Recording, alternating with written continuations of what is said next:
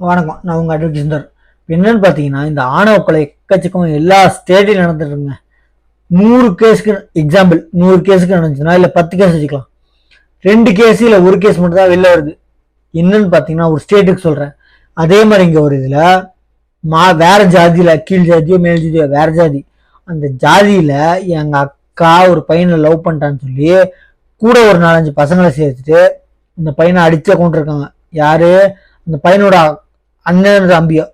இது மாதிரி அக்கிற ஆணவ கொலை தேவையில்லாத கும்பிட்டு தந்தாங்க. உங்க அக்காவை நல்லா வச்சுக்கோனா, நல்லா சம்பாதிக்கிறானா, வேலை இருக்கா, குடிப்பழக்கம் இருக்கா, பழக்கங்கள் விசாரிக்கலாம், சம்பாதிக்க விசாரிக்கலாம். இது எல்லா ஒரு குடும்பத்துக்கும் இருக்கிற உரிமை.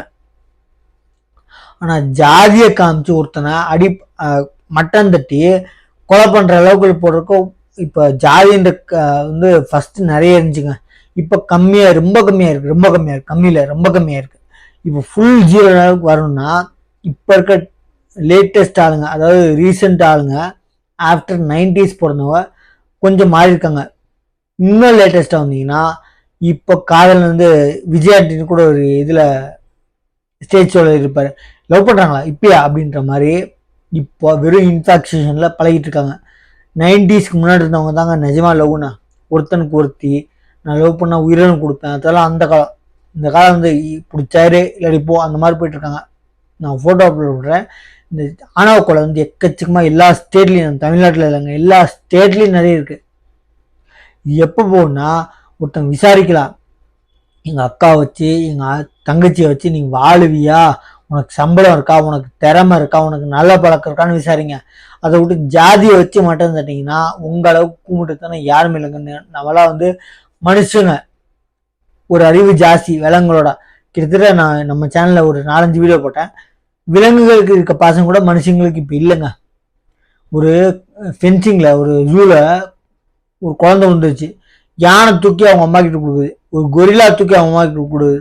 ஒரு குழந்தை உளுந்த நிலைமையில ஒரு சிங்கம் கடிக்காம தூக்கி கொண்டு போய் அவங்க அம்மா கிட்ட கொடுக்குது. அதே மாதிரி குப்பை தொட்டியில கீழே கிடக்கிற குப்பையை எடுத்து போய் யானை போடுது. இதெல்லாம் நம்ம சேனல்ல அப்லோட் பண்ணியிருக்கோங்க. விலங்குகளுக்கு இருக்க சின்ன சின்ன விஷயம் கூட மனுஷங்களுக்கு இப்ப இல்லை. அதனால ஜாதியை காமிச்சு யாருமே மட்டன் தட்டாதீங்க. ஜாதி உங்களுக்கு அதுக்கு தான் சில ஜாதிகள், எல்லா ஜாதிகள் இல்லாம எஃப்சி, எஸ்சி, எஸ்டி, எம்பிசி, பிசின்னு பிரிச்சிருக்காங்க. அதையும் ஆக்சுவலி இன்னமும் நிறைய இடத்துல ஜாதி பேரை காமிச்சு பிரச்சனை பண்ணிட்டு இருக்காங்க. அந்த காலத்துல ஜாதி எதுக்கு ஸ்டார்ட் பண்ணாங்கன்னா, அதாவது மிக்சியில ஒரு ஆட்டு கறியை போட்டிங்கன்னா மிக்சி உடஞ்சிரும். நான் எக்ஸாம்பிள் சொல்றேன். கிரைண்டர்ல 2 ஆட்டு கறியை போட்டிங்கன்னா மெதுவாக சுத்தம். அதுல காய்கறியை போட்டிங்கன்னா சீக்கிரம் அரைச்சிரும். அது என்னன்னா, அந்த காலத்துல முஸ்லீமுங்க 3 நேரமும் சாப்பிட்டாங்கன்னா நான்வெஜ், அவங்க குடல் ஈஸியா செரிக்கும். அதுதான் அவங்க கிரைண்டரு. என்னன்னா அதுல காய்கறி போட்டாலும் அரைக்கும், கொஞ்சம் ஜாஸ்தி கறி போட்டாலும் மெதுவாக அரைக்குமே தவிர, மிக்சியில கொண்டு போய் ஒரு ஆட்டு கறியை போட்டிங்கன்னா மிக்சி உடஞ்சு போயிடும். அதான் என்ன சொல்றாங்க, நான்வெஜ் சாப்பிடாதவங்க, அதுதான் பிராமின்ஸு, பிராமணரு, வெஜ்ஜு, பியூர் வெஜ்ஜு அப்படின்னு பிரிக்கிறாங்க, இந்துஸ் அப்படின்னு சொல்லிட்டு. இதுல இந்துஸ்ல வெஜ்ஜு, வீகன் இதுல நிறைய இருக்கு. நான் இந்த ஜாதின்னு சொல்ல, எக்ஸாம்பிள். நான்வெஜ் சாப்பிடாதவங்க அவங்க மிக்சி மாதிரி அதுல கொண்டு போய் ஒரு ஆட்டு கறியை உடனே ஒரே இதில் போட்டிங்கன்னா மிக்சி அந்த ஜார் உடஞ்சிரும். அதனாலதான் அந்த காலத்தை பிரிச்சாங்க ஜாதின்று. எது பிசிக்கல் ரீதியா உடம்புக்கு என்னென்ன தெரியுதோ அதுக்கு தான் ஜாதியை பிரிச்சாங்க தவிர, ஜாதியை வச்சு ஒருத்தனை கொல்ல சொல்லி எந்த ஒரு வேத புத்தகங்களும் சொல்ல. தயவு செஞ்சு சொல்றேன், இந்த ஜாதியை வச்சு ஜாதி அடிமட்டத்தனம்னா அந்த காலத்தை பிரிச்சது இதுக்காக தான். அதாவது முஸ்லீமுங்க ஜாஸ்தி 3 நேரமும் நான்வெஜ் சாப்பிட்டாலும், இந்த கேஸ் சொல்ல, 3 நேரமும் சாப்பிட்டாலும் அவங்களுக்கு ஜீரணிக்க சக்தி இருக்கும். ஏன்னா மாமரத்துல வந்த இன்னொரு மாங்கொட்டை எடுத்து போட்டிங்கன்னா புளிக்கலாம், இனிக்காது. அது மாதிரி தான் சொல்றேன். முஸ்லீம்ஸ் அவங்க அப்பா முஸ்லீமா இருந்து அவங்க பையனும் முஸ்லீமா இருந்தா அந்த விதையிலேருந்து வந்த பையன் அவங்க எவ்வளவு சாப்பிட்டாலும் ஜீரணிக்கும். அதனாலதான் கேஸ்ட் தான் பிரிச்சாங்க. நல்லா புரிஞ்சுக்கோங்க. ஒரு பிராமணரோ வெஜ்ஜோ, அந்த பக்கா வெஜ் அந்த கேஸ்ட்ல இருந்து வந்தவங்க பையனும் அதே மாதிரி தான் இருப்பாங்க. அதை மிக்சி மாதிரி அதுல கொண்டு போய் ஒரு ஆட்டை கறியை போட்டிங்கன்னா மிக்சி உடஞ்சிரும். அதுக்காக தான் கேஸ்டிசம் பிரிச்சாங்க. நல்லா புரிஞ்சுக்கோங்க. பழைய காலத்துல எந்த கேஸ்ட் எடுத்துக்கோங்க, இந்துஸாக இருக்கட்டும், முஸ்லீமாக இருக்கட்டும், கிறிஸ்டியனாக இருக்கட்டும், அவங்க பைபிள், பகவத்கீதா, குரானு எதில் போட்டாலும் கேஸ்ட்டை வச்சு நீ கொல்லு சாகடின்னு சொல்லவே இல்லை. எல்லா நீங்கள் எடுத்து பார்த்துக்கோங்க, எல்லா கேஸ்டும். ஆக்சுவலி கிறிஸ்டின்ஸு எந்த சர்ச்சில் வியாழக்கிழமை காலையில் மாசு போகிறாங்களோ அதே வியாழக்கிழமை ஒரு கிருஷ்ணர் கோயிலோ ஆஞ்சநேயர் கோயிலோ போங்க. இந்த இதில் மாசில் ரெக்கார்டிங் பண்ணிக்கோங்க. வியாழக்கிழமை அதே இதில் ஹிந்துஸ் கோயிலில் போயிட்டு ரெக்கார்டிங் பண்ணிக்கோங்க ஓதுறத, அதாவது பூஜை பண்ணுறத. அதே மாதிரி முஸ்லீமுக்கு மசூதிக்கு போய் அந்த வியாழக்கிழமை காலையில் ஓதுறது ரெக்கார்ட் பண்ணிக்கோங்க. ஒரே ஸ்லாங்கில் இருக்கான்னு பாருங்க, தெரியும். எல்லா மதமும் சமங்க. நம்ம சேனலை சப்ஸ்கிரைப் பண்ணுங்க. தேங்க்யூ. தூத்துக்குடி மாவட்டம் ஆறுமுகமங்கலம் பகுதியைச் சேர்ந்த மென்பொறியாளர் கவின் செல்வ கணேஷ் என்பவர் மாற்று சமூக பெண்ணை காதலித்ததால் அந்த பெண்ணின் சகோதரர் சுர்ஜித் படுகொலை செய்த சம்பவம் தமிழ்நாட்டையே உலுக்கியது. இதன் பரபரப்பு அடங்குவதற்குள்ளே படுகொலை நடந்த 10 நாட்களிலேயே அடுத்த கொடூர சம்பவம் அதிர்ச்சியடைய வைத்திருக்கிறது.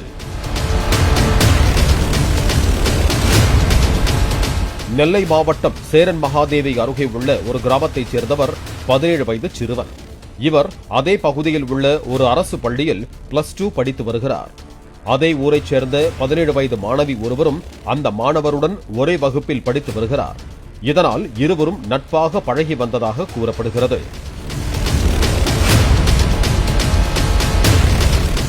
இந்த விவகாரம் அதே பள்ளியில் 10ஆம் வகுப்பு படிக்கும் மாணவியின் 15 வயது தம்பிக்கு தெரிய வந்தது. இதனால் ஆத்திரமடைந்த சிறுவன் இரவு அதே பள்ளியில் 10ஆம் வகுப்பு படிக்கும் 3 சிறுவர்கள், அம்பையில் உள்ள ஒரு பள்ளியில் படிக்கும் 10ஆம் வகுப்பு மாணவன் ஆகியோரை அழைத்துக் கொண்டு +2 மாணவரின் ஊருக்கு சென்றுள்ளார்.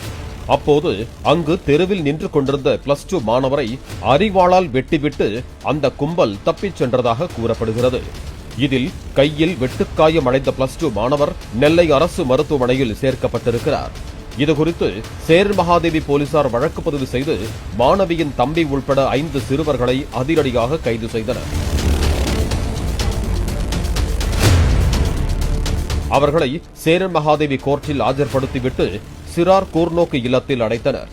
இதனிடையே அவர்களிடம் நடத்திய விசாரணையில் இந்த சம்பவத்தில் சேரன் மகாதேவி அருகே உள்ள காருக்குறிச்சி கிராமத்தைச் சேர்ந்த 21 வயது ராம்குமார் என்ற வாலிபருக்கும் தொடர்பு இருப்பது தெரிய வந்துள்ளது. இதையடுத்து அவர் மீது 3 பிரிவுகளின் கீழ் வழக்கு பதிவு செய்து போலீசார் தேடி வருகிறார்கள். இந்த நிலையில் திருநெல்வேலி மாவட்ட காவல்துறை சார்பில் அறிக்கை ஒன்று வெளியிடப்பட்டுள்ளது. அந்த அறிக்கையில் இந்த சம்பவமானது பள்ளியில் பயிலும் மாணவர்களுக்கு இடையே நண்பர்களுடன் பேசுவது தொடர்பாக ஏற்பட்ட வாய் தகராறின் தொடர்ச்சியாக நடைபெற்ற நிகழ்வாகும். இச்சம்பவத்தை சமூக வலைதளத்தில் குறிப்பிட்ட 2 சமூகத்தைச் சேர்ந்த நபர்களுக்கு இடையே நடைபெற்ற தாக்குதல் என்று தவறாக சித்தரித்து தகவல்கள் பரப்பப்பட்டு வருகின்றன. தாக்குதல் சம்பவத்தில் பல சமூகத்தைச் சேர்ந்த நபர்கள் ஈடுபட்டிருக்கிறார்கள். சமூக ரீதியான முன்விரோதத்தில் இச்சம்பவம் நடைபெறவில்லை. பள்ளியில் மாணவர்கள் இடையே நடைபெற்ற தகராறில் மாணவர்கள் முதிர்ச்சியின்மை காரணமாக உணர்ச்சி வசப்பட்டு இதுபோன்ற தாக்குதலில் ஈடுபட்டிருக்கிறார்கள் எனவும் கூறப்பட்டுள்ளது. பாலிமர் செய்திகளுக்காக திருநெல்வேலி செய்தியாளர் நாகராஜன்.